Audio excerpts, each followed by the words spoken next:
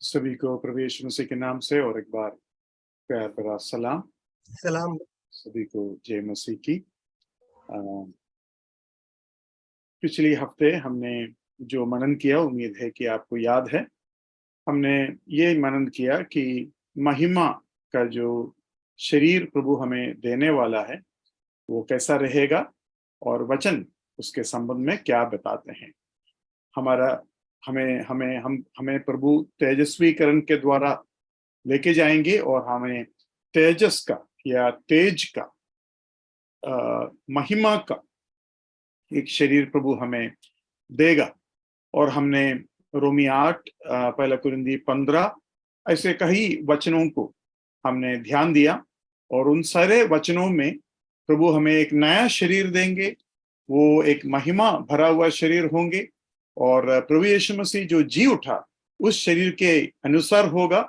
इन सारे बातों को हमने जो है ध्यान दिया। हमने ये भी देखा कि एसेकिएल के पुस्तक उसके पहले अध्याय में किस तरीके से स्वर्गदूतों का शरीर के बारे में लिखा है और उधर से हमने ये सबक सीखा कि स्वर्गदूतों का शरीर कुछ ऐसा है कि जैसा आत्मा चाहता है वैसा वो शरीर करता है। वो ना दाहिने ना बाएं मुड़ते हैं, केवल सीधा चलता है। मतलब जब आत्मा कुछ चाहोगे, आत्मा आत्मिक बातों को चाहोगे, आत्मा परमेश्वर के बातों को चाहोगे और जब ऐसा चाहते हैं तो शरीर वो ही करेगा। लेकिन आज ऐसा नहीं है। आज जब हम प्रार्थना करने के लिए चाहते हैं, शरीर सोने के लिए चाहते होंगे, शरीर अपना थकान बताएंगे, ऐसे कई बातें बताएंगे या शरीर का ध्यान उधर उधर भटक जाएगा। लेकिन जब परमेश्वर हमें एक नया महिमा भरा हुआ शरीर देगा, वो शरीर के अंदर ये खूबियां होंगे। ये बातों को हमने पिछली बार देखा था। हमने देखा था कि जो शरीर हमें देने वाला है उसमें लहू नहीं होगा लेकिन मांस और हड्डी होगा। ये संकेत प्रभु यीशु मसीह खुद अपने वचनों में देता है। मैंने पिछली बार आपको एक छोटा असाइनमेंट दिया था। अगर आपको कुछ सबूत मिले कि लहू है या नहीं तो आप कुछ मन में लाए हो बताने के लिए कि हमें जो शरीर प्रभु देने वाला है उसमें लहू नहीं होगा, उसका क्या सबूत दे सकते हैं आप? क्या युक्ति दे सकते हैं? क्या सोच है आपका? क्योंकि जैसे कि लहू बनता है कुछ हम जो खाते हैं ना, जो विटामिन हो, प्रोटीन हो, कार्बोहाइड्रेट्स हो, जो भी चीजें हैं, जब हम खाते हैं तो उसमें कुछ सलाइवा, कुछ शरीर के अंदर की जो रसायन हो मिलके खून बनता है, हेमोग्लोबिन बनता है।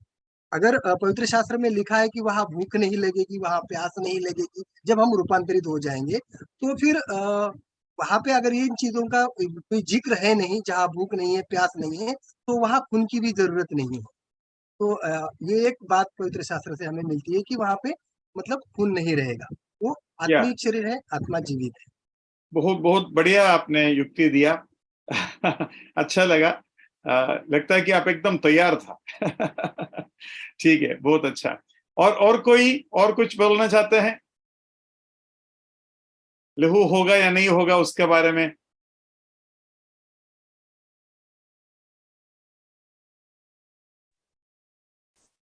लहू हमारे इस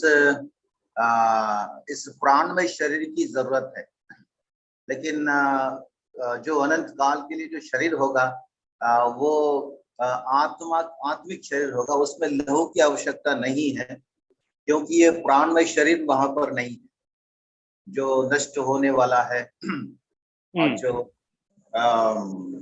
मतलब नाश होने वाला है, बीमार गिरने वाला है।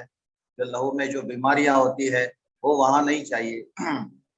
तो इस तरह से लहू की जरूरत ही नहीं। तो अगर ओके।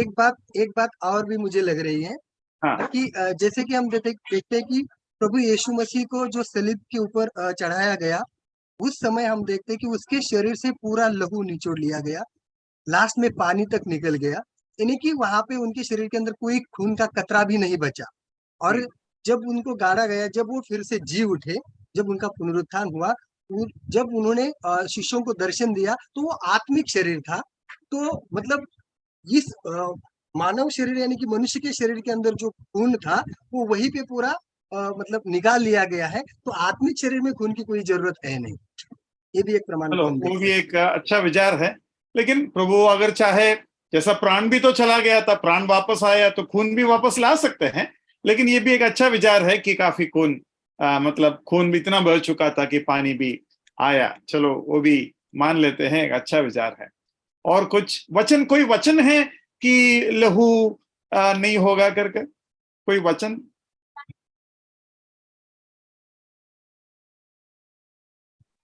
प्रकाशित वाक्य 1:14। प्रकाशित वाक्य 1:14 जरा पढ़ के सुनाइए brother।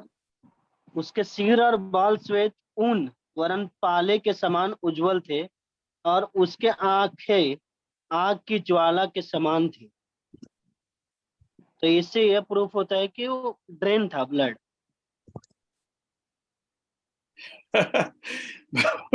बहुत खतरनाक वचन आपने उठाया।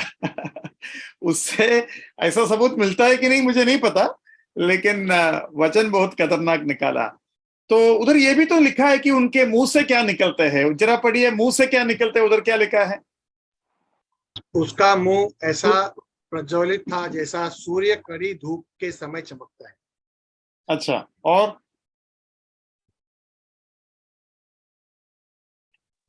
उसके मुंह से दो धारी तलवार। हाँ, अच्छा। तो आपको क्या लगता है, मुंह खोलते ही दो धारी तलवार निकलेगा? देखो, प्रभु यीशु मसीह का वो जो दर्शन उधर मिला है, वो शाब्दिक है या उसको आत्मिक रूप से समझना पड़ेगा? आत्मिक रूप से समझेंगे, क्योंकि दोधारी तलवार को पवित्र शास्त्र में अपने वचन को भी लिखा गया कि वो दोधारी तलवार के जैसा है। हाँ, तो आंखें ज्वाला जैसा है, मतलब वो अंदरूनी, मतलब अंदरूनी विचारों को जांचने वाले आंखें हैं। उसके पांव ये दिखाता है कितने अधिकार के कदम वो उठाते हैं। उसके बाल ये दिखाता है कि कितना पवित्र है और कितना उम्र, मतलब अनंत काल के उम्र है उनका। तो वो जो है, वो मतलब खून है या नहीं, इसके सबूत लेने के लिए आप उस तरफ ना देखें, ये कहने की मतलब है मेरा। है ना? इसलिए मैं थोड़ा सा आश्चर्यचकित हुआ, बहुत ही तगड़ा सोच उसमें चला गए। अच्छा लगा, बहुत अच्छा, प्रेज द लॉर्ड। लेकिन वो जो है प्रभु के महिमा को दिखाने का एक अलग तरीका था। ठीक है, तो कृपया उन बातों को मन में रखिएगा। ठीक है, तो और कोई किसी का मन में अगर वचन नहीं आया तो मैं एक वचन आपको दिखा देता हूं। पहला कुरिन्थी 15:50 निकालिए। हे भाइयों, मैं यह कहता हूँ कि मांस और लहू परमेश्वर के राज्य के अधिकारी नहीं हो सकते, और न नाशवान अविनाशी का अधिकारी हो सकता है। हाँ, मांस और लहू, है ना? मतलब ये दोनों मिलकर नहीं चलेगा।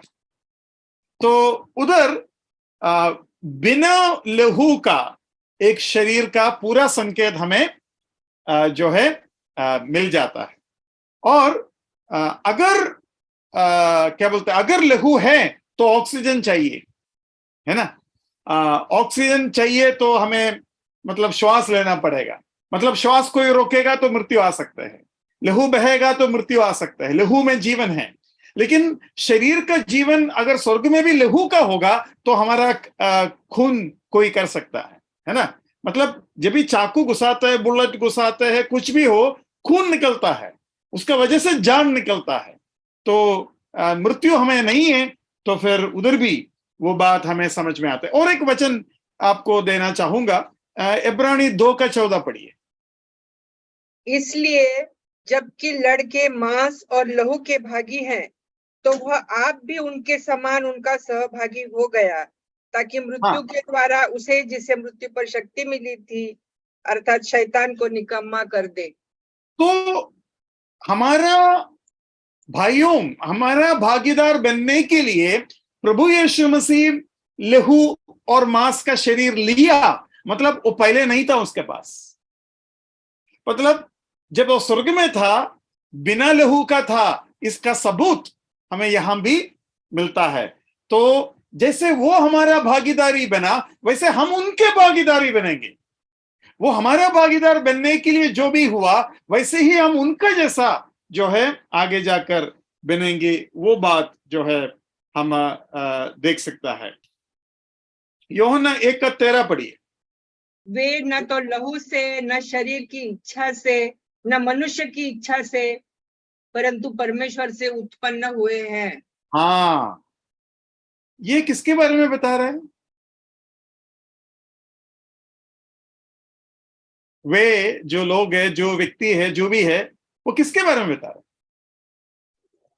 जो आत्मिक रीति से नया जन्म पाया है, उद्धार पाया हुआ लोग, उनके विषय। हाँ, मैंने ये खास करके इसलिए पूछा, एक बुजुर्ग प्रभु का दास गलतफहमी से उनको ये चिंता आया कि यीशु मसीह के बारे में लिखा है कि यीशु मसीह जो है पुरुष की इच्छा के द्वारा जन्म नहीं हुआ, परमेश्वर की इच्छा के द्वारा जन्म हुआ। वो एकदम उससे मिलता जुलता है। लेकिन अगर उस भाग को पढ़ोगे, उधर ऐसा लिखा है, जो प्रभु यीशु मसीह को विश्वास करोगे और स्वीकार करोगे, उन्हें परमेश्वर के बच्चे होने का अधिकार मिला। और वे मतलब जो लोग इस तरीके से जन्म लिया, उनका जन्म ना पुरुष की इच्छा से ना लहू के है। तो हमारा जन्म बिना लहू के है, तो हमारा जीवन भी बिना लहू के होंगे। आपको उसका कनेक्शन समझ में आ रहा है ना? है ना? हाँ, और वो बात आपके मन में रखना जरूरी है। ठीक है। और एक वचन मैं आपके सामने रखूंगा, मत्ती 16:17। यीशु ने उसको उत्तर दिया, हे शमौन योना के पुत्र, तू धन्य है, क्योंकि मांस और लहू ने नहीं, परंतु मेरे पिता ने जो स्वर्ग में है यह बात तुझ पर प्रकट की है। हाँ, मतलब जो प्रकटीकरण हमें मिलता है वो भी मांस और लहू से नहीं है। तो जन्म मांस और लहू से नहीं है, प्रकटीकरण मांस और लहू से नहीं है, और मांस और लहू स्वर्ग राज्य को प्राप्त नहीं कर सकता। वो सबसे इंपॉर्टेंट वचन वो है। देखो, नाउ दिस आई से Brethren that flash and blood can not inherit the kingdom of God. और उसके बाद लिखा है, neither doth corruption inherit encryption. उस वचन को जरा हिंदी में हम पढ़ेंगे। 1 कुरिन्थी 15:50 एक बार पढ़ चुका है, लेकिन उसको और एक बार पढ़ेंगे। हे भाइयों, मैं यह कहता हूँ कि मांस और लहू परमेश्वर के राज्य के अधिकारी नहीं हो सकते, और न नाशवान अविनाशी का अधिकारी हो सकता है। हाँ, मतलब ये जो लहू है वो नाशवान को दिखाता है। नाशवान अविनाशी को प्राप्त नहीं कर सकता, और मांस और लहू स्वर्ग राज्य में प्रवेश नहीं कर सकता। तो ये दोनों बात, इस बात का संकेत, और एक सारे वचन जो है इस बात का संकेत हमें देता है कि लहू जो है वो केवल मनुष्यों को है, और इस दुनिया में है, यह इस दुनिया में रहने के लिए है, और वो जो है स्वर्ग में नहीं होगा। वो हमें समझ में आता है। ठीक है। पिछली बार हमने ये भी देखा था कि हमारा शरीर को हम जब किसी को देखता है हम पहचानेंगे, और उस पहचान के संबंध में मैंने और एक चीज बताया। पहचान का मतलब ये नहीं कि मैंने जिन लोगों को देखा है उन लोगों को पहचानेंगे, लेकिन ये भी है मैं किसी को भी देखूं मैं उनको पहचानेंगे। जैसे एलिया और मूसा को पतरस ने कैसा पहचाना, क्योंकि पतरस मूसा को कभी देखा नहीं था, है ना। मूसा जो है लगभग 1500 साल पहले का व्यक्ति है, लेकिन मूसा को भी वे पहचान पाया, तो हमें वो भी थोड़ा सा उसमें से समझ में आया। उसके बाद हमने ये देखा कि हमारा जो शरीर है वो स्पिरिट डोमिनेटेड होगा। आज जो हमारा शरीर है वो आत्मा का अधीन नहीं रहता, आत्मा का अधीन हो नहीं सकता करके वचन में लिखा है। मतलब ये हमेशा आपस में टक्कर मारते रहेंगे और हमें मृत्यु तक लड़ना पड़ेगा। मैं आप सभी को ये बात बताना चाहता हूं, ऐसा कोई भी तंदर मंदर नहीं है, ऐसा कोई भी क्या बोलते हैं टेक्निक नहीं है, योगा जैसा या कुछ भी साधना वादना जो भी है उससे आपका शरीर आपकी बात मान ले, ऐसा नहीं हो सकता, है ना। लेकिन आपको आपके आत्मा प्रभु के ताकत से बहुत ही जबरदस्ती अपना शरीर के ऊपर करना पड़ेगा, और शरीर लास्ट वक्त तक जो है बलवा करते रहेंगे। ये प्रभु का वचन हमें सिखाता है। लेकिन जो शरीर हमें मिलेगा, प्रभु जो शरीर हमें देगा, वो ग्लोरियस होगा, वो महिमा से भरा हुआ होगा, और वो महिमा से भरा हुआ होने की वजह से महिमा के चीजों के लालसा उस शरीर को भी होगा। तो शरीर के लालसा और आत्मा के लालसा जब एक होता है, तब जो है हमारा स्वर्गीय जीवन, स्वर्ग का अनंत काल का जीवन आज के जैसा नहीं होगा, वो स्पिरिट डोमिनेटेड होगा। आज जो है फ्लश डोमिनेट करने का कोशिश करते हैं, और उधर बहुत ही बड़ा एक युद्ध, एक बैटल हमें महसूस होता है। उम्मीद है कि आपको वो बात भी समझ में आया होगा। प्रभु के वचन में प्रभु यीशु मसीह खुद बोलता है शरीर कमजोर है और आत्मा जो है क्या बोलते हैं, तैयार है। आत्मा तैयार है, मतलब अगर शरीर मानते तो आत्मा बहुत कुछ करते। लेकिन इसके मतलब ये नहीं कि ब्रदर मैं क्या करूं, मेरा शरीर ऐसा है, मेरा आत्मा चाहता है, इसलिए मेरा गुनाह नहीं है, मेरा गलती नहीं है। हम ऐसा नहीं बोल सकते, है ना। जो गलती है वो आपको मानना ही पड़ेगा। आपका किसी ने ऐसा बताया, ब्रदर मेरा पत्नी ठीक नहीं है, मेरा पत्नी वो कर रहा है, ये कर रहा है, लेकिन पत्नी तो शरीर है, आप तो सिर है। तो शरीर अगर किसी को मार दिया तो आप ये तो नहीं बोल सकते मेरा शरीर ने मारा, मैंने नहीं मारा, है ना। तो सिर के ऊपर उसका इंतजाम या उसका जिम्मेवारी हम तोप देते हैं।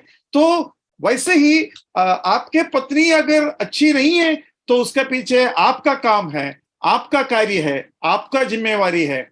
और आप अगर कहता है मेरा शरीर या मेरा पत्नी जो है ऐसा है वैसा है, तो आपको एक तरीका ढूंढ निकालना होगा प्रार्थना के द्वारा कि किस तरीके से मैं मेरा शरीर को जो है मेरे साथ साथ चलने के रूप में ला सकूं, या मैं शरीर के लालसा को आत्मिक लालसा, मतलब पत्नी के संबंध में मैं कह रहा हूं। पत्नी के बारे में अगर आप बुरा कहते हैं तो आप ये समझ लो कि आप अपना जिम्मेवारी में पीछे हो गए, आप अपना जिम्मेवारी में भी हार रहा है, आप अपना ही शरीर के बारे में बता रहे हैं। तो वो थोड़ा सा संभालने वाली बात है। ये बोलना आसान है, करना आसान नहीं है। लेकिन अगर आप देखोगे हम इन परेशानियों को, अगर जिसके जीवन में परेशानी है पत्नियों के द्वारा, या जिनके जीवन में परेशानी है पतियों के द्वारा, आप उसके लिए एक सही कदम नहीं उठाते, आपका प्लानिंग बिल्कुल नहीं है। आप रोज जैसे सुबह करते हो शाम को करते हो वैसे ही आज भी कर रहा है। मतलब आपने एक कड़क कदम नहीं उठाया ताकि इस परेशानी का पार कर पाए। लेकिन आप यूं ही जी रहे और आप चाह रहे कि मेरा सब प्रॉब्लम ठीक हो जाए, ऐसा नहीं हो सकता। आपको प्लानिंग करना पड़ेगा, आपको प्रार्थना करना पड़ेगा, प्रभु के अगुवाई के अनुसार आपको अपने आप में बदलावट लाना पड़ेगा, तब जाकर आपके जीवन साथी के जीवन में भी बदलावट का उम्मीद आप कर पाएंगे। लेकिन ये सच है कि वो भी एक दूसरा व्यक्ति है, वो अपने मनमर्जी कर सकते हैं। हर चीज में एक सीमा है, ये मैं मानता हूं। लेकिन आप ये मत समझना कि जब आपका जीवन साथी गलत हो जाता है तो उसमें आपका कोई जिम्मेवारी नहीं है, ऐसा नहीं है। आपका भी एक जिम्मेवारी उसमें है। ठीक है, अभी हम आगे देखेंगे। अब हम ये देखेंगे कि हमारा जो शरीर है वो अनलिमिटेड होगा, मतलब गुरुत्वाकर्षण, स्पेस, जगह, इन सारे चीजें जो है हमारे नया शरीर जो प्रभु देने वाला है उसको सीमा में नहीं ला सकता, उसको सीमित नहीं कर सकते, है ना। आप लोगों को ये वचन मालूम है, फिर भी एक बार हम पढ़ लेते हैं। लूका 24:31। तब उनकी आंखें खुल गईं और उन्होंने उसे पहचान लिया और वह उनकी आंखों से छिप गया। हाँ, पहचाना और वो उनके आंखों से छिप गया। तो देखो किस तरीके से उनका शरीर के अंदर वो जो खासियत है वो होता है। ठीक है, तो अनलिमिटेड होगा। और गुरुत्वाकर्षण मतलब जो ग्रेविटी है वो हमें रोक नहीं सकता। हम इसी क्षण में अमेरिका में जा सकते हैं, इसी क्षण में स्वर्ग में जा सकते हैं, मतलब एक एक क्षण में हम कहीं भी जो है जा सकते हैं। प्रभु यीशु मसीह ऐसा कर पा रहा था, स्वर्गदूत इस तरीके से कर पाते हैं। तो ये बात जो है हमें समझ में आना चाहिए। तो गुरुत्वाकर्षण हमें रोकेगा नहीं। अभी इसमें और एक चीज आपको समझना है। ग्लोरी जो शब्द है, महिमा, ग्लोरी या तेजस या तेज जो शब्द है, उस शब्द का इब्रानी अर्थ यह है वेट या वजन, वचन नहीं, वजन है ना, वेट। आपको समझ में आ रहा है ना? तो अभी महिमा और वजन या वजनदार, हम बोलते हैं ना वजनदार है या भारी है, बोलते हैं अरे ब्रदर का भाषण भारी था, है ना? उसका मतलब क्या है? उसका मतलब ये नहीं कि वजन सुनने के बाद फिर उठना मुश्किल हो जाएगा क्योंकि वो भारी है, ऐसा नहीं है। तो उसमें महिमा को भारीपन के साथ जुड़ा हुआ है। अभी ये भी हमें समझ में आना है। जब मैं बोलता हूं कि महिमा भरा हुआ शरीर है, या वो शरीर के बारे में आपका और मेरा समझ भी थोड़ा महिमा के अनुसार होना चाहिए। देखो, आज जो हमारा वेट है, हमारा जो अभी मैं लगभग 80 के ऊपर मेरा वेट है, तो मैं जब चंद्रमा में जाता हूं मेरा वेट कितना हो जाएगा? मेरे स्केल से 30, 35 या 40 के आसपास हो जाएगा। तो मेरा वेट कितना है? अभी तो आप 40 बोलेंगे, अरे ऐसा तो नहीं हो सकता, है ना? यहां 40 उधर 80, ऐसा नहीं हो सकते। तो असली में मेरा वेट क्या है? असली में मेरा वेट को इंग्लिश में मास और वेट बोलते हैं। मास मतलब MASS, मास और लहू वाला मास नहीं, सब्सटेंस जो फीलिंग है, इंग्लिश का शब्द है। मास मतलब जो एलिमेंट मेरे अंदर है उसका रियल वेट है, और वो जो मास है वो कहीं भी जाएगा सेम रहेगा। चंद्रमा में जाओ तो भी मास सेम रहेगा, पृथ्वी में आएंगे तभी भी मास सेम रहेगा। लेकिन वेट जो है गुरुत्वाकर्षण के अनुसार उसमें फर्क आते रहेगा। और आपको ये भी मालूम होगा पृथ्वी में हर जगह वेट एक जैसा नहीं है। आपको मालूम है गुरुत्वाकर्षण एक जैसा नहीं है, इसलिए वेट भी एक जैसा नहीं है। तो वो भी आपको मन में रखना जरूरी है। मैं ये बात इसलिए कहा, हमारा असली वेट क्या है? परमेश्वर के नजर में देखा जाएगा, हमारा असली वेट हमारा आत्मा के वेट है, या आत्मा में जो महिमा है उसका वेट है। और इसलिए बाइबल में लिखा है कि मैं दाना को अच्छे से क्या बोलते हैं, विनोइंग फैन, उसको सूप है ना, सूप शब्द इस्तेमाल किया है। सूप के साथ उसको अच्छे से क्या बोलते हैं, हाँ, पटकने की। एक वचन हम पढ़ेंगे, मत्ती के सुसमाचार 3:12 उठाइए। उसका सूप उसके हाथ में है और वह अपना खलिहान अच्छी रीति से साफ करेगा और अपने गेहूं को तो खत्तों में इकट्ठा करेगा, परंतु भूसी को उस आग में जलाएगा जो बुझने की नहीं। हाँ, भूसी को आग में जलाएगा। अभी देखो, जब इस पंखा से या सूप से इस तरीके से उसको झाड़ता है तो हम देखते हैं भूसा का खासियत क्या है? वो भारी नहीं है। भूसा का खासियत क्या है? वो भारी नहीं है, वो दूर जाकर गिर जाते हैं। आज दुनिया में हम कुछ लोगों को बड़ा भारी बोलते हैं। इसका कारण क्या है? पढ़े लिखे होंगे, या क्या बोलते हैं, कोई पॉलिटिशियन होगा, कोई है ना, कोई अच्छे पद में काम करते होंगे, उसको हम उस ऐसा व्यक्ति को महिमा का या भारी व्यक्ति जैसा उस रूप में हम देखते हैं। लेकिन मैं आपको बता दूं, परमेश्वर के उपस्थिति में वो व्यक्ति भूसा हो सकता है। क्योंकि परमेश्वर उन बातों को देखता है जो कहीं भी जाने से एक जैसा वेट हो। अभी स्वर्ग में भी पवित्रता का वेट और पृथ्वी में भी पवित्रता का वेट एक जैसा है, लेकिन स्वर्ग में आईएएस का वेट और इंडिया में आईएएस का वेट में फर्क है ना। अभी इंडिया में जो आईएएस है वो अमेरिका में जाएगा तो वेट कम हो जाएगा, क्योंकि उधर तो और ही कुछ चल रहा होगा, है ना। तो ये चीज हमें देखना है कि मेरा वेट क्या है। मैं इन दिनों में जो सेलिब्रिटीज बोलता है ना, सेलिब्रिटीज, उन लोगों को मैं देखता हूं, कितना खोखलापन है, कितना समझ तो उनके जो भी कार्य है उसमें उनका समझ अच्छा होगा, लेकिन कुल मिलाकर इनका जो समझ है वो कितना कमजोर है। मुझे कभी कभी बहुत दुख लगता है, ये जर्नलिस्ट लोग, पत्रकार वगैरह पूछता है आप आज के युवक लोगों से क्या कहना चाहते हैं। अरे उनको क्या मालूम क्या कहना है ना, क्योंकि उसके खुद का जीवन देखना कैसा है। और मैं इन दिनों में देख रहा था कि फिल्म इंडस्ट्री जो है पिछली 50, 60, 70 साल से ही मतलब हमारे सामने है ना। तो इस 60, 70 साल में जो पहले का जो भी सेलिब्रिटीज है वो सब के सब मर गए, है ना, उम्र के जो लोग हैं, और कुछ लोग काफी उम्र हो चुका है और मरने पर है। तो जब ये लोग मरता है, ये जो सेलिब्रिटीज आते हैं और उनका चेहरा देखना,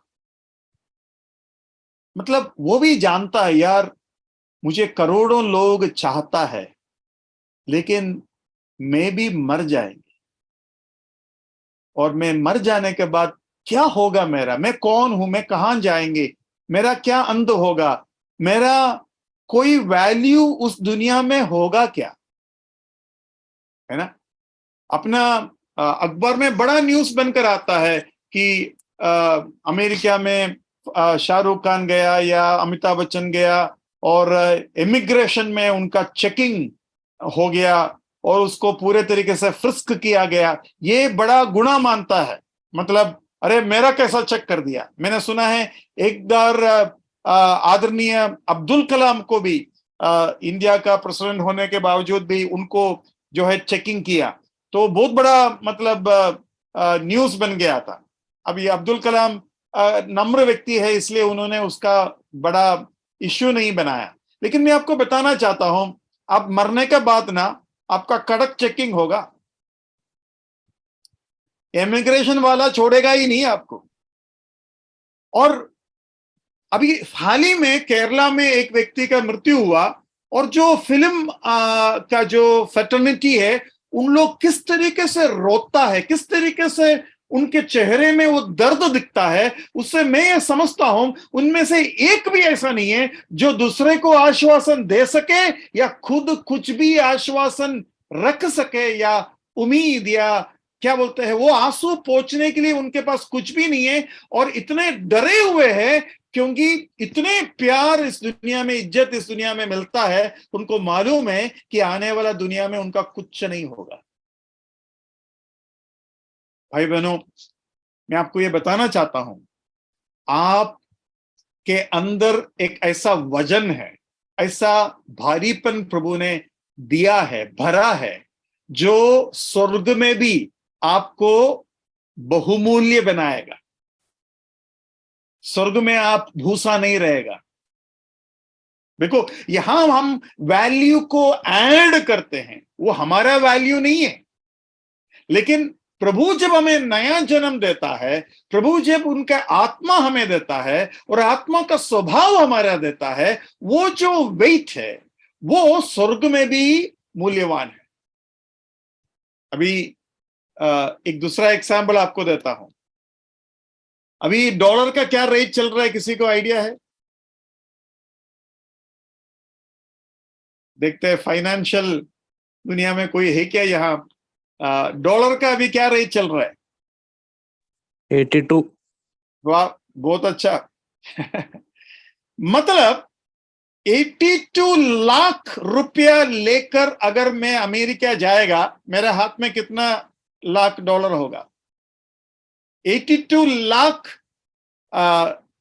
रुपया अगर मैं अमेरिका में लेके जाएगा तो अमेरिका वाले मुझे $1 लाख देगा बस। अरे 82 लाख कहां है और 1 लाख कहां है? आपको समझ में आया? लेकिन $82 लाख भी आप स्वर्ग में लेके जाओ, उसका कोई मूल्य नहीं रहेगा। ये चीज आपको देखना है। अभी एक फ्यूनरल हुआ था हमारा केरला में। मेरा एक बहुत ही मतलब करीब और मेरा उम्र का एक व्यक्ति था और प्रभु का सेवा के लिए निकला था, लेकिन 51-52 की उम्र में वो प्रभु के पास चला गया। अब वो जो फ्यूनरल में एक डॉक्टर, जो मेरा अच्छे से जान पहचान का एक डॉक्टर था, अविश्वासी था, वो डॉक्टर आया तो मेरे साथ खड़ा रहा क्योंकि मैं ही उनको जानता हूं और वो ही मुझे जानता है। तो अभी विश्वासी लोग आपस में देखेंगे, ऊपर से मैं महाराष्ट्र से आया हूं, मुंबई से आया हूं, तो सारे विश्वासी जितना भी देखते हैं वो जूम मीटिंग में या कन्वेंशन या कॉन्फ्रेंस में मुझे देखा है, तो लोग आकर अरे जॉर्ज मैथ्यू ब्रदर आया, कैसे हुआ आप, कब आया? तो ये डॉक्टर साहब जो बाजू में बैठे हैं उनको कोई हाथ ही नहीं मिल रहा है और मुझे सारे लोग आकर हाथ मिला रहा है। एक आधा आदमी बोलता है सॉरी आपको हम जानते नहीं है इसलिए हाथ नहीं दिया, लेकिन आपको भी प्रेज द लॉर्ड। तो ब्रदर ये डॉक्टर बोल रहे कोई बात नहीं, कोई बात नहीं। ये रिटायर्ड डॉक्टर है, मतलब काफी फेमस डॉक्टर है, यहाँ के हमारे जो लोकेलिटी में काफी जाना माना डॉक्टर है और एक अच्छा डॉक्टर है।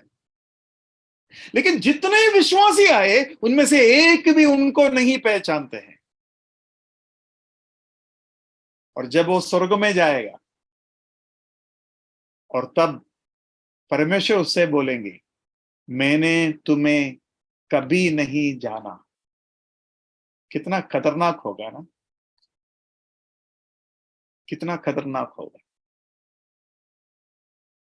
मैं आपको बता दूं, पूरा दुनिया आपको जाने और फिर भी अगर प्रभु आपको नहीं जानता है, आपका वेट क्या है, आपका वजन क्या है?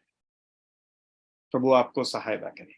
अब ये जो महिमा है वो महिमा प्रभु खुद बोलता है, मेरा महिमा क्या है? मैं अनुग्रहकारी हूं, मैं दयावंत हूं, मैं विलंब से क्रोध करने वाला हूं, ये है मेरा वेट।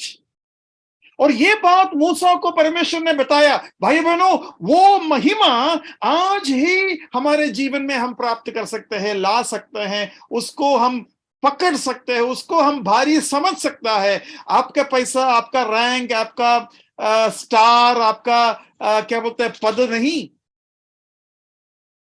तो वो जो महिमा है वो इस नया शरीर में प्रभु देगा हमें, और तब उसको महिमा। तो ये महिमा जब बोलता है, केवल शारीरिक खासियत नहीं, उसमें एक आत्मिक खासियत भी है।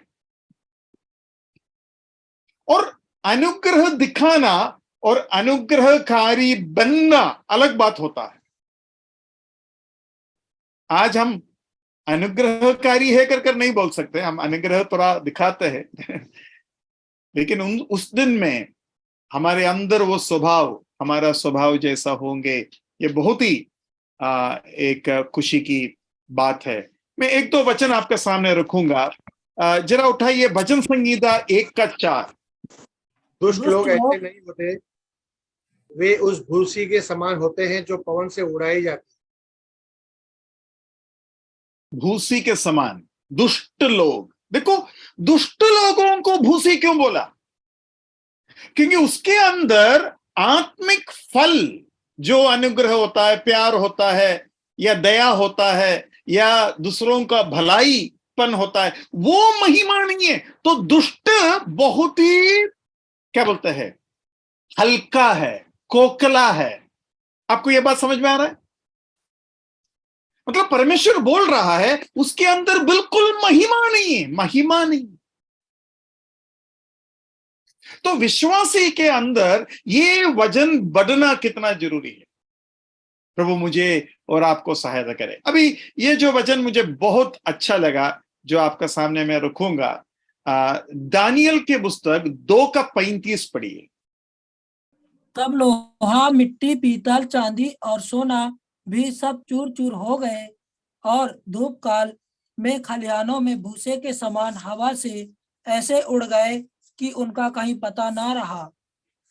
और वह पत्थर भी जो मूर्ति पर लगा था वह बड़ा पहाड़ बनकर सारी पृथ्वी पर फैल गया। आपको इसका पृष्ठभूमि मालूम होगा, और जिनको मालूम नहीं है मैं थोड़ा सा उसको बताऊंगा। दानियल का पुस्तक में एक बहुत बड़ा पुतला, एक मूर्ति परमेश्वर दर्शन में राजा को दिखाता है। और ये जो मूर्ति है, पहला भाग सोना से, उसके बाद चांदी, उसके बाद पीतल, उसके बाद लोहा, और उसके बाद मिट्टी और लोहा का बनाया हुआ मूर्ति है। अब ये जो मूर्ति दुनिया के साम्राटों को दिखाता है, साम्राज्य या किंगडम्स को दिखाता है, जैसे कि बाबिलोन किंगडम, फिर मेदो पर्शिया किंगडम, उसके बाद ग्रीस किंगडम, उसके बाद रोमन का किंगडम, और उसके बाद आने वाला जो किंगडम है। मतलब ये एक राज्य नहीं है, ये किंगडम है, बहुत से राज्य उसके अंदर आएगा। तो ये सारे के सारे राज्य एक पत्थर आकर उसको मारेगा, और तब उधर वो शब्द इस्तेमाल किया है, उधर लिखा है, मैं इंग्लिश में पढ़ूंगा। ये जो पत्थर आने के बाद उसको उसको उसको क्या बोलते हैं, ये पुतला को, ये मूर्ति को उसके ऊपर मारेगा या उसको ऊपर गिरेगा, और गिरने के बाद उधर लिखा है broken to pieces together and became like the chaff of the summer threshing floors। ये पूरे साम्राज्य, पूरा दुनिया इस तरीके से भूसा बन जाएगा। आपको क्या लगता है पूरा पृथ्वी भूसा से भर जाएगा? नहीं नहीं नहीं, उसके मतलब वो नहीं है। बिना वजन का हो जाएंगे, बिना महिमा का हो जाएगा, बिना अधिकार का हो जाएगा, कोई दम नहीं रहेंगे। और तब लिखा है वो जो पत्थर इसको मारा था, वो पत्थर पूरा पृथ्वी में भर जाएगा। आपको क्या लगता है पूरा पृथ्वी के ऊपर एक पत्थर और कुछ नहीं, ऐसा दिखेगा? नहीं, उसका मतलब ये हुआ कि यीशु मसीह जो जो जो युग का चट्टान है, उसके अधिकार वजनदार होगा और पूरा दुनिया में उसका राज चलेंगे। महिमा वो होता है, और तब दुनिया उसके आराधना करेंगे। आप वध किया हुआ मेमना है, आप दुनिया के पाप को अपने सिर के ऊपर उठाया, और आप तीसरे दिन मृत्यु को हराकर जी उठा। अब महिमा है आपका, यह है आपका महिमा कि आप पृथ्वी के लिए अपना जान एक मेमने के रूप में दिया। वो है महिमा, और वो महिमा इन राज्यों के पास नहीं है। वो तो मनुष्यों को मारकर पता नहीं क्या बनाया। इन मनुष्यों के अंदर ऐसा कोई महिमा नहीं है, कोई महिमा। मतलब यहां सोना चांदी नहीं बता रहा है, यहां ये बता रहा है कि टिकने के लायक फायदामंद कोई चीज जो मनुष्य का मूल्य बनता है, मनुष्य को काम आता है, वो है दया और करुणा और प्यार और पवित्रता और सच्चाई। तो प्रभु आपको सहायता करे कि हम महिमा को पहचाने, और जब हम जगत का जिस तरीके का महिमा दिखाया जाता है उसको भी पहचाने, उसको हम तरस के साथ देखे। बेचारा अमिताभ बच्चन, बेचारा तेंदुलकर, बेचारा।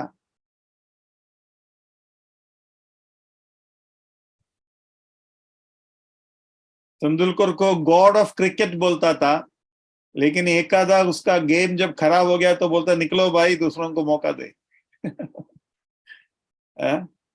अभी तो रिटायर्ड गॉड ऑफ क्रिकेट हो गया। ये सच है कि बहुत काबिल है वो, बहुत खासियत है उसमें, लेकिन परमेश्वर के महिमा के लिस्ट में उनका कोई भी चीज हम नहीं ला सकता। मैं तेंदुलकर का कोई विरोध नहीं, बहुत ही अच्छा व्यक्ति है, मतलब दुनिया के हिसाब से देखा जाए, लेकिन वर्ल्ड रिकॉर्ड कितना उन्होंने तोड़ा, जबकि उनका स्वर्ग का लिस्ट में रिकॉर्ड ही नहीं है, उनका कोई रिकॉर्ड ही नहीं मिल रहा है, मतलब उनका नाम तक नहीं है उधर। जीवन के पुस्तक में जिसका नाम नहीं मिलेगा उसे अनंत काल के नरक में फेंक दिया जाएगा। तो ये चीज आपको देखना है। अगर आपको भी लगेगा अरे वो कितना बड़ा है, तो फिर आपने जो पाया, आपको जो मालूम है, क्या क्या क्या फायदा है उसका।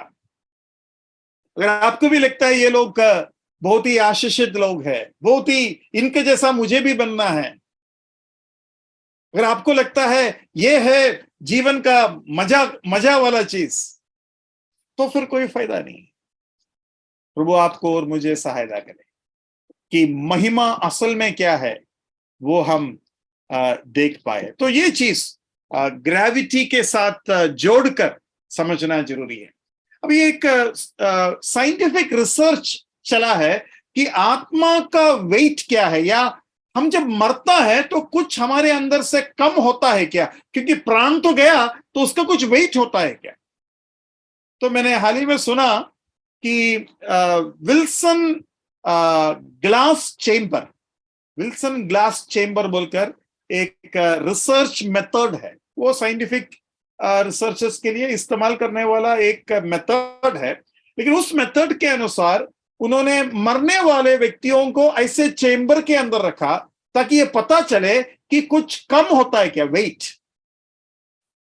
अब ये इसमें कितना दम है, कितना सच्चाई है, इनका समझ कितना सही है, ये मुझे नहीं मालूम, लेकिन उन लोग ये बताते हैं जब एक आदमी मरता है तो 23 ग्राम कम होता है। बस केवल जानकारी के रूप में ये बात मैं देता हूं। मुझे वो चीज मानने में प्रॉब्लम है, मतलब ये सही नहीं हो सकता कर मुझे लग रहा है, क्योंकि ये 23 ग्राम भी नहीं होगा, मैं ऐसा समझता हूं। उसका और एक कारण है मेरा ऐसा सोच का। आपको मैं एक छोटा चुनौती देता हूं, छोटा सा टेस्ट। आप इलेक्ट्रॉनिक वेट में अपना वजन देखिए। वजन देखने के बाद आप 10-15 मिनट एक्सरसाइज कीजिए, और आकर आप फिर वेट देखिए 100 ग्राम कम होगा। फिर 10-15 मिनट एक्सरसाइज कीजिए और फिर आकर देखिए फिर 50 ग्राम, 60 ग्राम या 100 ग्राम कम होगा। मतलब एक आदमी जब मरता है वो उसके अंदर एक लड़ाई होता है, ऊर्जा का लड़ाई, आखिरी श्वास लेने का कोशिश करता है, दम निकलता है, और वो दम निकलने में उसका जो वेट कम होता है, हो सकता है वैज्ञानिक लोग वो बोलता होगा 23 ग्राम है। अभी मैंने बोला 15 मिनट आप एक्सरसाइज करो, आपका 100 ग्राम तक कम हो जाएगा। आदमी मरते वक्त कितना दम उसमें निकलता है, 23 ग्राम कम होना कौन सी बड़ी बात है ना। तो ऐसा भी तो हो सकता है, मुझे नहीं मालूम, लेकिन ऐसा रिसर्चर्स हुआ है। मतलब लोग या वैज्ञान लोग मृत्यु के बाद क्या होगा, मृत्यु के वक्त में क्या होगा, कुछ जाता है क्या, ये जो प्राण, वो तो प्राणी समझता है, वो तो आत्मा नहीं समझता, तो बोलता है उसका 23 ग्राम होता है। ऐसे बहुत कुछ चीजें इन लोग कहता है। अभी इसमें एक प्रॉब्लम है, energy neither can be created nor can be destroyed. ऊर्जा को ना बना सकते हैं ना घटा सकते हैं, और mass neither can be created nor can be destroyed. वो भी पदार्थ जो है ना हम बना सकते हैं ना घटा सकते हैं। मतलब ऊर्जा गर्मी के रूप में, काइनेटिक रूप में, पोटेंशियल रूप में, कोई भी एक रूप ले लेगा, लेकिन उसको हम खत्म नहीं कर सकता। एक रूप से दूसरा रूप में हम ला सकते हैं। हमारा जरूरत अगर इलेक्ट्रिक करंट है तो पानी के अंदर से निकालते हैं, मतलब पानी में वो ताकत था, पानी का ऊपर से जब वो नीचे गिरता है तो प्रोपेलर को घुमाते। मेरा कहने के मतलब ये 23 ग्राम और कहां इस्तेमाल होगा? इन लोग बोलते हैं 23 ग्राम कम हो गया। ये 23 ग्राम ये कहीं ना कहीं कोई ना कोई फॉर्म में आना चाहिए ना। इन लोग बोलते हैं प्राण है, तो उसके मतलब कुछ तो नाश हो रहा है। अगर इन लोग बोलता है प्राण 23 ग्राम का है, वो जो 23 ग्राम वाला प्राण कौन सा फॉर्म में है, और वो और कोई फॉर्म में हम ला सकता है क्या? ये प्रश्न उठता है। उसका उत्तर यह है, वो आत्मा है और आत्मा परमेश्वर बनाते हैं। आत्मा नाश नहीं हो सकता, लेकिन परमेश्वर उसको जन्म देता है। आत्मा, जैसे वैज्ञान कहते हैं, अभी अभी ना ऊर्जा बना सकते हैं ना मांस बना सकते हैं, मतलब कुछ भी बन नहीं सकता और कुछ भी नाश नहीं कर सकता कर जो वैज्ञान बोलता है, ये गलत साबित होता है। क्योंकि परमेश्वर आत्मा को, जब एक बच्चा पैदा होता है, उसको प्राण देता है, उसको शरीर देता है, लेकिन आत्मा एक नया चीज है, एक नया सृष्टि है, और वो उसके अंदर आता है। उसका कोई रूप दूसरा रूप में आप बदल नहीं सकता। Kinetic energy, potential energy, electrical energy, sound energy, ऐसा नहीं ला सकते आप, क्योंकि वो आत्मा है। और वैज्ञान उधर हार जाता है, और आज भी वैज्ञान इस बात पर अटका हुआ है, वो आगे नहीं बढ़ पा रहा है, क्योंकि वो उसी चीज को मानता है जो नाप सकते हैं, जो जिसका कोई ना कोई नाप होना चाहिए। इसलिए उन लोग बोलता है 23 ग्राम का है। प्रभु आपको सहायता करे। दुनिया इन मामलों में कितने पीछे है, ये आपने समझ लिया। और आपने ये भी देखा, दुनिया का महिमा परमेश्वर के सामने खोखला है, हल्का है, उसमें वजन नहीं है। उसका असली नाम परमेश्वर के वजन के अनुसार भूसा है। और दाना जो बोलता है वजनदार होता है, वो प्रभु के पावन तले गिरेगा, वो हवा से दूर नहीं जाएगा। और केवल मनुष्य नहीं, मैंने आपको बताया, साम्राज्य भी भूसा जैसा उड़ जाएगा। और परमेश्वर का राज्य, परमेश्वर का अधिकार चट्टान जैसा भारी हो जाएगा और पूरा पृथ्वी में भर जाएगा। एक पूरा पृथ्वी में होकर भूसा बनकर छोटा होकर हल्का चला गया और वो उड़ गया। ऐसा लिखा है कि and the wind carried them away that no place was found for them। मतलब ऐसा हवा उसको उठा लिया कि फिर उसको लैंड करने का मौका नहीं मिला। उसको जरा हिंदी में वो भाग आप पढ़ पाएंगे आप? केवल उतना भाग।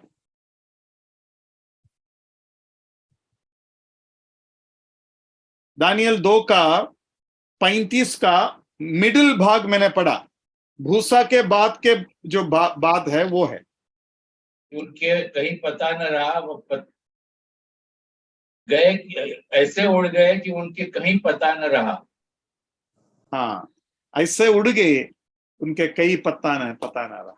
मतलब केवल मनुष्य नहीं जो भूसा बन जाते हैं, जो हल्का बन जाते हैं, लेकिन बड़े बड़े साम्राज्य कुछ नहीं रहा। लेकिन सबसे वजनदार व्यक्ति प्रभु यीशु मसीह है। हालेलुया।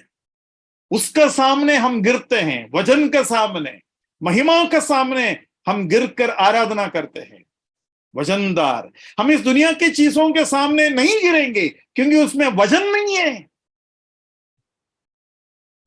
लोग बड़े बड़े सेलिब्रिटीज का ऑटोबायोग्राफी, फिर क्या बोलते हैं, साइन, सिग्नेचर, फिर उनका टी शर्ट, उनका जूता, उनका लेस, सॉक्स, बैट। आपको मालूम है प्रीमियम, पता नहीं, एक टर्म है MRF जो है, एक क्रिकेट बैट निकालते हैं, तो उसमें तेंदुलकर का साइन रहता है। उसका एक स्पेशल वर्ड है, एडिशन, क्या बोलते हैं, स्पेशल एडिशन, ऐसा कुछ बोलते हैं उसको। तो क्या करते हैं उन लोग, उसके अंदर काम करने वाला आदमी मुझे बता रहा था, सर नॉर्मल सा सभी को 300 में जो बैट है वही 300 वाली बैट MRF देता है, लेकिन एक बार तेंदुलकर का साइन उसमें आ गया तो वो 3000 का हो जाता है ना। बैट में कोई खासियत नहीं है क्योंकि वही बैट 300 में मार्केट में हमको मिलेगा, है ना। तो देखो, मतलब दुनिया इतना इनके चीजों को वजनदार समझते हैं, उनका एक सिग्नेचर उस बैट के ऊपर रहने से 10 गुना उसका दाम बढ़ाते हैं।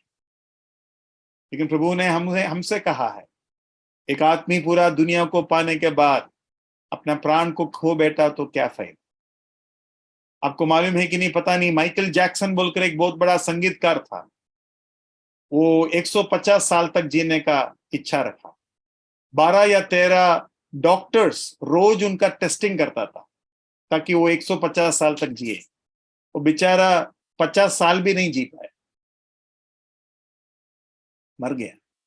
और जब वो मरा, उनका पेट के अंदर खाना भी नहीं था, केवल कुछ कैप्सूल्स थे, कुछ गोलियां थे बस। मैं आपको ये बताना चाहता हूं, महिमा का शरीर प्रभु हमें देगा, और वो वाकई में महिमा से भरा हुआ शरीर होगा, वाकई में महिमा से भरा हुआ शरीर। और वो महिमा का जो वचन है वो स्वर्ग में भी भारी रहेगा, पृथ्वी में भी भारी रहेगा, चंद्रमा में भी भारी रहेगा, और कहीं भी जाओ उसका जो वजन है, वेट है, वो बराबर रहेगा, वो बदलेगा नहीं। लेकिन यहां जो वजनदार समझते हैं, वो प्रभु के सामने जब जाता है, भूसा का वेट भी नहीं रहेगा। और हमने यहां पढ़ा, उसका पता भी नहीं चला, उसका हवा ने उसको ऐसा उठा लिया। वो हवा परमेश्वर का हवा था, वो हवा के सामने राज्य भी नहीं टिक पाया। प्रभु आपको और मुझे सहायता करे, इन वचनों के द्वारा आशीष दे, प्रभु के नाम के में। हमारे बीच में छोटा सा प्रश्न पूछना था। ओके ओके भाई जॉर्ज को। हाँ ब्रदर, पूछिए। हाँ, प्रश्न ऐसा है ब्रदर, आप जो सेलिब्रिटी की बात कर रहे थे, आजकल हम देखते हैं सेलिब्रिटी देखिए, उनको ये महिमा की बात इसलिए नहीं समझ रही है कि परमेश्वर ने मनुष्य के पास शरीर, प्राण और आत्मा, 3 चीजें दी है। और वे लोग इतना ही बोलते हैं, एक शरीर है और जीवात्मा बोलते हैं।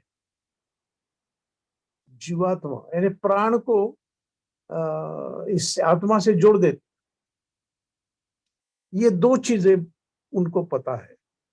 अगर ये 3 अलग अलग चीजें हैं, ये उनके समझ में आ जाए या उनको समझाया जाए, तो मैं समझता हूं कि महिमा का जो अर्थ है या महिमा का शरीर परमेश्वर हर एक विश्वासी को जो देने वाला है, वो उन्हें भी मिल सकता है, ऐसा हो सकता है। अभी हाल में मैंने एक आदमी से बातें कर रहा था, तो मैंने ये बताया कि मनुष्य के पास 3 चीजें हैं, शरीर, आत्मा और प्राण, और जानवर के पास 2 ही चीज, एक शरीर है और एक प्राण है। तो शुरू तो कुछ नहीं बोला वो, लेकिन उसने जोड़ दिया प्राण को, आत्मा प्राण बोल दिया। मैं फिर उसका स्पष्टीकरण ऐसा किया कि एक रास्ते में घूमने वाला एक कुत्ता है, वो कभी नहीं सोचता कि मैं मरने के बाद कहाँ जाऊं, या आत्मिक जीवन के बारे में उसके पास कोई नहीं। एक प्राणी को ये कुछ संबंध ही नहीं आता। तो आपने जो सेलिब्रिटी की जो बात की है, वहां यहाँ वे लोग ये ऐसा समझते हैं और लोगों को समझाते हैं और बहुत धूमधाम से उन सेलिब्रिटी के साथ अपना एक उत्सव मनाते हैं। तो इसलिए हम विश्वासी भाई बहनों को भी कुछ बातें उनके साथ शेयर करनी चाहिए, ऐसा मैं सोचता हूँ। आप इसमें क्या सलाह दोगे? आपकी बात एक हद तक सही है, लेकिन मैं जो बात कहने जा रहा हूं उसको भी थोड़ा उसके साथ साथ सोचिए। बहुत से ऐसे क्रिश्चियंस है जो बॉडी, सोल और स्पिरिट को जानते हैं, वो भी सेलिब्रिटी बनकर खोखलापन में जी रहे बिना उद्धार का, है ना। बहुत से प्रीचर्स है, जैसे कि अभी प्रभु यीशु मसीह खुद बताते हैं कि उन दिनों में बहुत से चमत्कार करने वाला, बहुत से भविष्यवाणी लोग आकर मेरे से कहेंगे प्रभु प्रभु, और मैं उनसे कहूंगा मैं तुम्हें नहीं जानता। मतलब ये लोग फेमस लोग थे, ये लोगों के पीछे हजारों लोग थे और इनको आत्मा के बारे में पता था, है ना। तो केवल इन तीनों को भाग करने से और समझ में आने से ये पूरे तरीके से स्वीकार करो और मन फिराओ, ये सब होने का जरूरी नहीं है। लेकिन आत्मा अविनाशी है, चाहे वो जोड़े या ना जोड़े, आत्मा अविनाशी है। और आत्मा एक रूप से दूसरा रूप लेंगे, जैसे उन लोग का जन्म के बारे में बोलता है ना। उन लोग बोलते हैं एक पाप करने से पशु रोम सहस्र जन्म लेगा, मतलब पशु का अंदर कितना रोम है उसका 1000 गुना हमें जन्म लेकर वो पाप को निपटाना होगा। ये सब उन लोग का सोच है। लेकिन मैं आपको ये बताना चाहूंगा, जब तक सृष्टिकर्ता को एक व्यक्ति पहचानेंगे नहीं, वो अपने आप को भी नहीं पहचान पाएंगे, क्योंकि वो खुद एक सृष्टि है ना। सृष्टिकर्ता को बताना पड़ेगा कि तुम कौन है। अभी हमें ये समझ इसलिए है क्योंकि हमें प्रभु ने बताया। तो प्रभु को अगर वो पहचान लेंगे तब वो अपने आप को पहचान लेंगे। प्रभु को जानेंगे तो अपना खोखलापन को समझेंगे। तो सही उनको जो कुंजी या चाबी मिलना चाहिए वो ये है, वो अपना सृष्टिकर्ता को पहचान ले कि वो यीशु मसीह है, और यीशु मसीह उनको उनके लिए क्या किया वो एक बार समझ ले, तो उसके पीछे पीछे सब। इसलिए तो बोलता है जिसके पास पुत्र है उसके पास जीवन है। मतलब जिसके पास पुत्र है उसके पास सब कुछ है, और जिसके पास पुत्र नहीं है उसके पास कुछ भी नहीं है। इसलिए ये भी तो कहता है जिसने अपने पुत्र को दिया उसके साथ साथ क्या कुछ नहीं देंगे। मतलब जो भी समझ आपको चाहिए वो पुत्र को मिलते मिलते आपको मिल जाएगा। तो उस रूप से देखना और उचित रहे। Okay, thank you brother. Thank you.